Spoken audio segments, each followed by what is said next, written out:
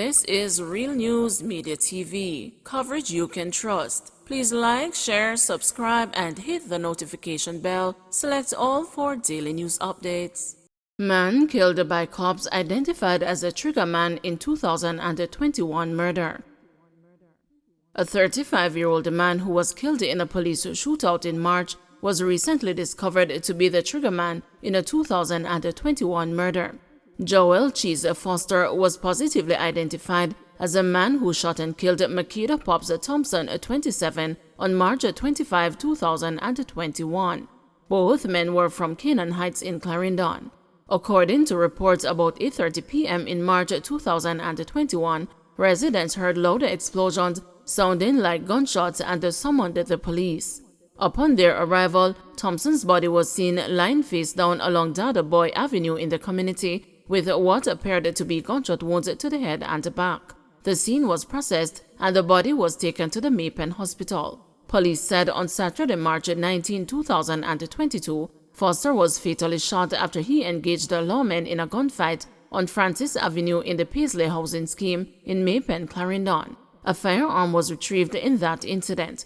Police said a witness to Thompson's murder recently positively identified Foster as the killer. Cops probe $500,000 in items stolen from Clarendon house. The Clarendon police have launched an investigation after more than $500,000 worth of furniture, appliances, clothing, and food items were robbed from a house in Palmer's Cross in the parish. The robbery reportedly occurred between 7 a.m. last Wednesday, August 3, and 6 a.m. the following day.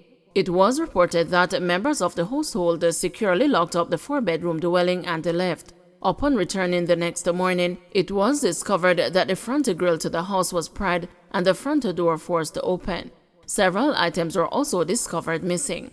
These included a black 55-inch higher smart TV valued at $90,000, a silver LG inverter refrigerator valued at $120,000, a gray settee valued at $30,000, a wall fan valued at $7,000, a gray Black Point 4-burner stove valued at $50,000, a white cream queen-size mattress valued at $90,000, a brand new 55-inch Samsung Smart TV valued at $120,000, assorted food items valued at $40,000, and assorted clothing items valued at $30,000.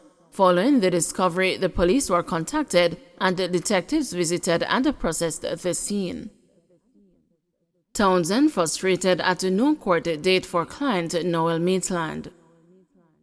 Lawyers representing Constable Noel Maitland, who has been charged with the murder of Donnelly Donaldson, have expressed their frustration at the delay by investigators to have been brought before the court to answer to the charge.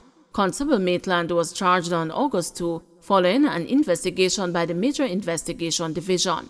Attorney Christopher Townsend told the news that he's baffled by the delay in bringing his client before the court. There is no court date set for him to appear before the court, and he has been charged for some time now. He has a constitutional right to appear before the court, Townsend told the news.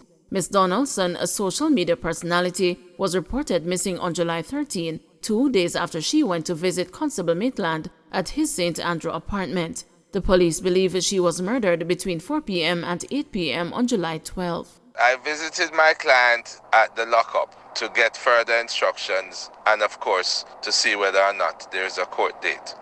There has been no court date set for him to appear before the court, and he has been charged for some time now. He has a constitutional right to face the court, and this is being toyed with by the police, those who have him in custody. This is wrong. Government responds to Commonwealth Secretary General campaign spending criticisms.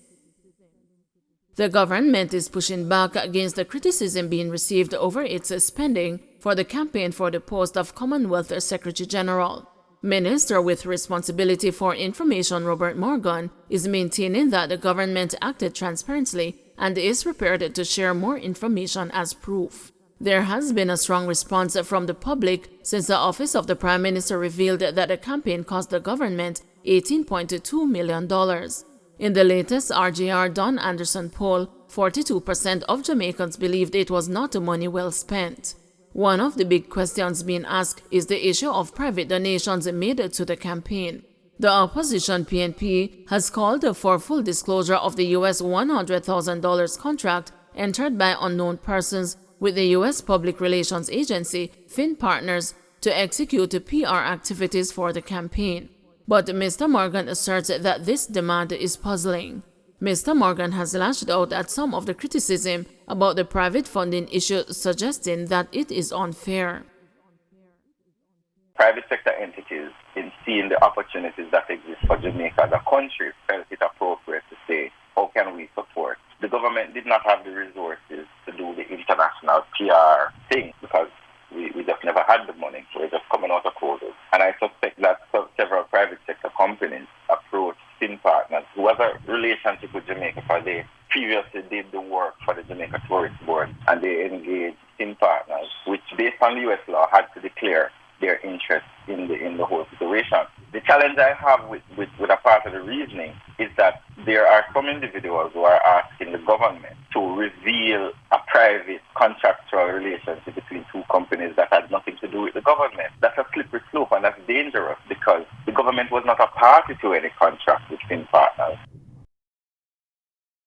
Farmers suffer millions in losses from fish kill, says JAS.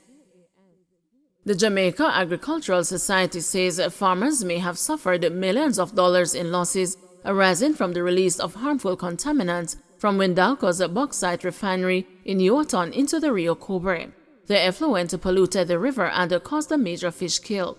The JAS is conducting an assessment of the damage to farming caused by the pollution of the river.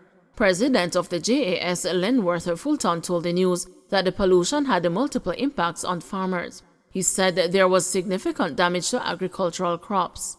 Mr. Fulton also stated that farmers who suffered losses due to the release of harmful contaminants into the Rio Cobre will be compensated.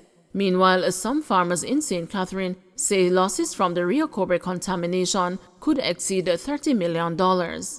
Right along to Hill Run, all of those areas. And these people generally get the water from the canals, and they do their own pumping and flood irrigation and all of that. That water was not coming for a period when the temperature was very, very hot too. It also means that those people who would have been spraying crops couldn't use that water as a mixture because it is contaminated and reduce the effectiveness of whichever agrochemical they are using. Besides, if they used to give their farm animal water, they couldn't have done that with this contaminated water.